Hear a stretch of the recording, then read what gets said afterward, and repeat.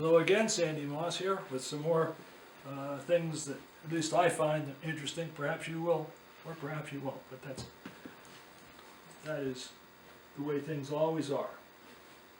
I want to talk to you today about whale oil. Okay?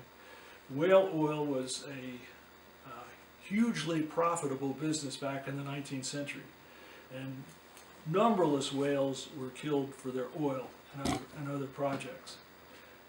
When kerosene came into being after the discovery of oil in Pennsylvania in 1858, the demand for whale oil declined because whale oil was used mainly for lighting, for use in oil lamps, but it had many other uses as well. And really there are two types of whale oil that were favored. One was what we think of as generic whale oil that came from right whales, humpback whales, and later on during the 1950s and 40s and 30s, when factory whaling ships were really slaughtering the big blue whales, it came from blue whales and sei whales and finback whales as well. And that oil was used primarily for just cheap lubrication. In the textile cities in New England, for example, the oil which lubricated the looms making cloth was this generic whale oil, and it tended to be dark in color. It burned, if you burned it in a lamp, it burned with a smoky flame. It didn't give off much light, but it was fine as a general purpose lubricant. So thousands and thousands and thousands of gallons were used to oil looms and other general machinery in factories in the 19th century in New England. And that oil, which wasn't used, the oil that was lost and escaped and spilled, seeped into the wooden floors of those factories for 100 years. And that oil is still in those factories that survive to today. And when it catches on fire, there's nothing like a mill fire. It burns, it's almost uncontrollable. So since I've moved to this area, lived here for quite a few years now, I've seen at least 4 mill fires, and they're just spectacular things because of the whale oil that's in them. Now that's the generic whale oil, what we think of as just whale oil. The other whale oil that was sought after in the 19th century was the oil principally from the sperm whale. Sperm oil it was called. And sperm oil, which also can be gathered something like it from other toothed whales, including porpoises and pilot whales and a number of other smaller whales, it has a different chemical composition from the oil that comes from the Spermaceti, from the baleen whales. And the difference is that sperm whale oil is what we call an acid ester that has some very unusual properties.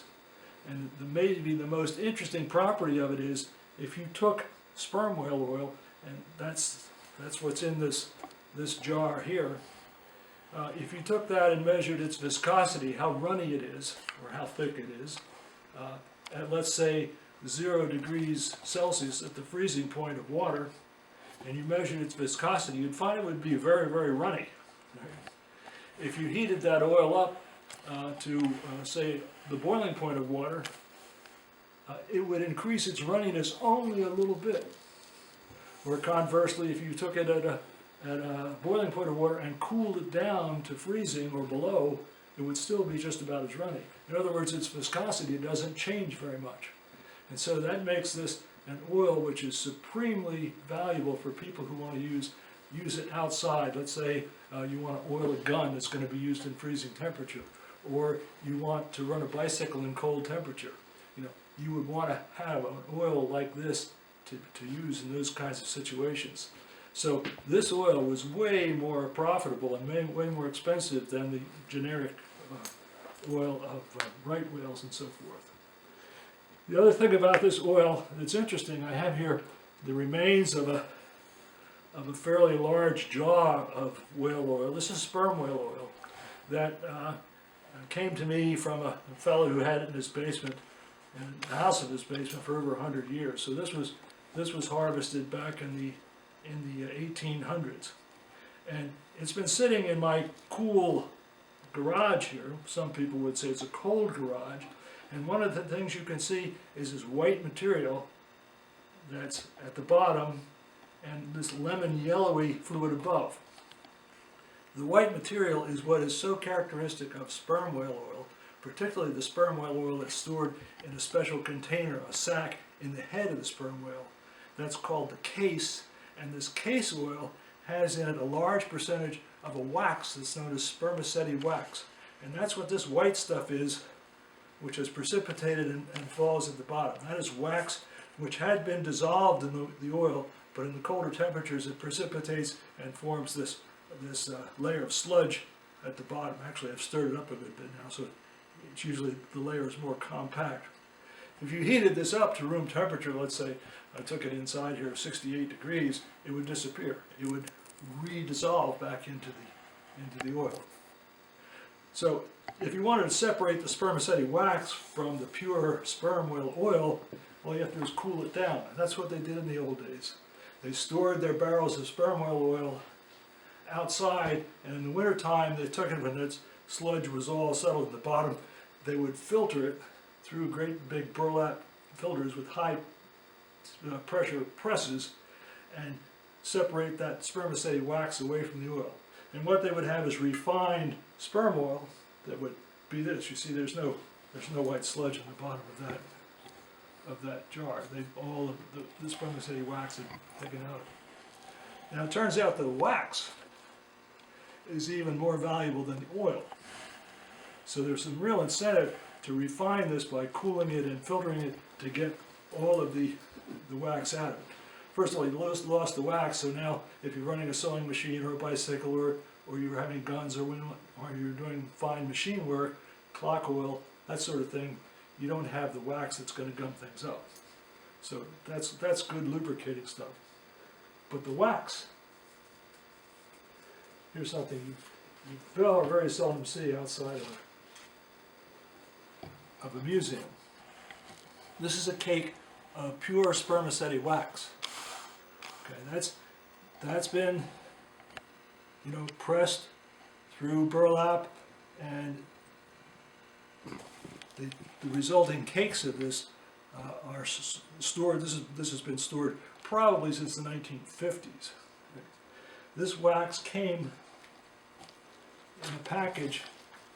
I've got the label here, actually, and the label says Spermaceti.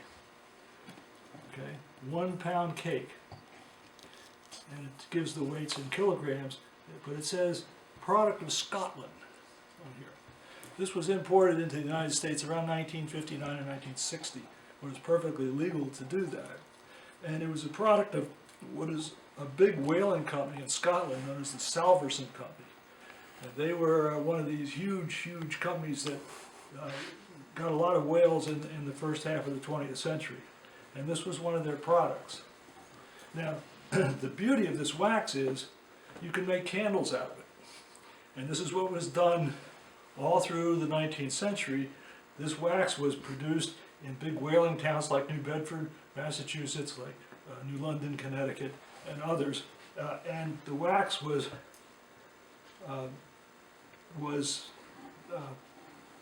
basically extracted and purified, and then was used to make candles. So you have a kind of candle that's known as a spermaceti candle. And the beauty of the spermaceti candle is that it burns slowly, it burns with a white flame, it does not produce any smoke, and it is, if you were into lighting your house with candles as they did in the 19th century, it was the perfect candle to have. So these candles were made and sold at very high prices, and the people that could afford them were the very wealthy people in the community. So much of it was shipped into plantations, and plantation owners, not in the American South so much, is on through the Caribbean, in places like Jamaica, Hispaniola, and Puerto Rico. These very wealthy landowners and plantation owners could afford to buy this stuff, and they paid dearly for it in the 19th century. The other thing that this wax was so good for is in making candles and the oil and burning in lamps that were used by lighthouses. So the U.S. government commandeered a good bit of the sperm whale oil as well as the spermaceti wax for using in lighthouses, in government lighthouses during that period. All of that's beyond us now. We never see a spermaceti candle. You can almost never see a cake of pure spermaceti wax like this. And to sell this oil is illegal today because sperm whales, even though there are many of them, are classed as an endangered species. But again, this stuff goes back to an earlier time. This is old stuff that's not being harvested today or produced today. So there's a story of the sperm whale and its wax and oil.